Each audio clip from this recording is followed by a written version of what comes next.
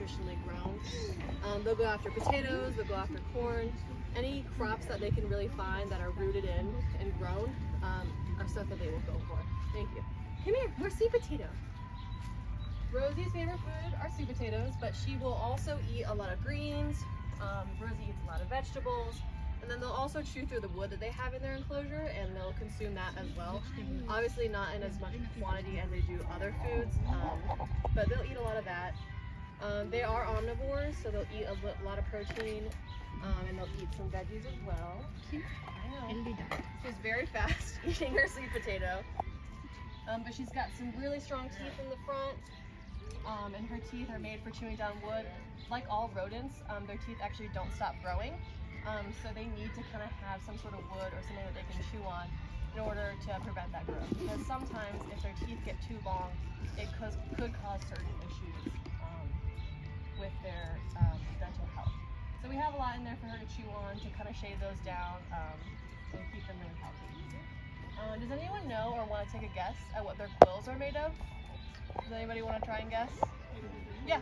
Are their quills made of the same thing that our nails are? Yeah, you're right. They're made of keratin.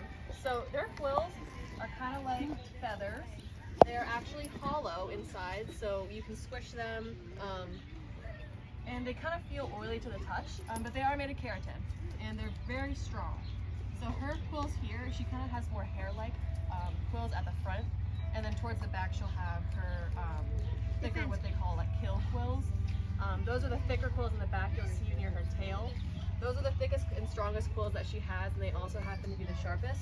So when she feels threatened, she'll back up, turn around, and back into whatever predator she feels threatened by. Come here, we got more. She's good. I think the porcupines are super cool because they're really unique animals, and especially the African crested porcupines with their quills, they're very pretty. They do shed their quills quite a bit, so you'll see in their enclosure that they have a lot of quills on the ground. They grow just possible. What was your question? Why are their tails? His face is so cute. Bigger He looks like an overgrown mole.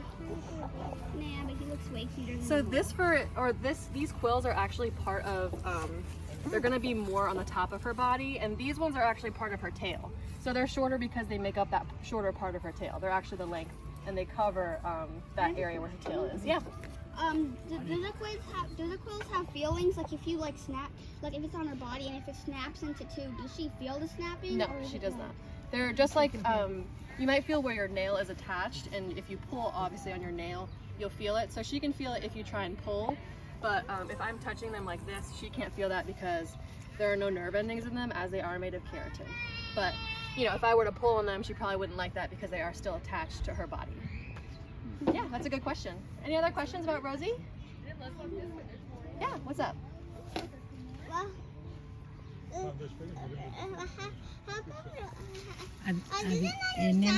Not intentionally. If you've ever seen a peacock and how they'll put their feathers up, it kind of looks just like that. And that's just to make them also look bigger and more threatening to predators. So that's the kind of the first thing that they do as a layer of defense. If I were to let her off, she'd probably try and run away because she's pretty significant to look at. And all of them are going to look just like Rosie. The male and female porcupines, you can't really tell them apart unless you were to check. Just like looking at them and looking at their coloring. There are a lot of animals where males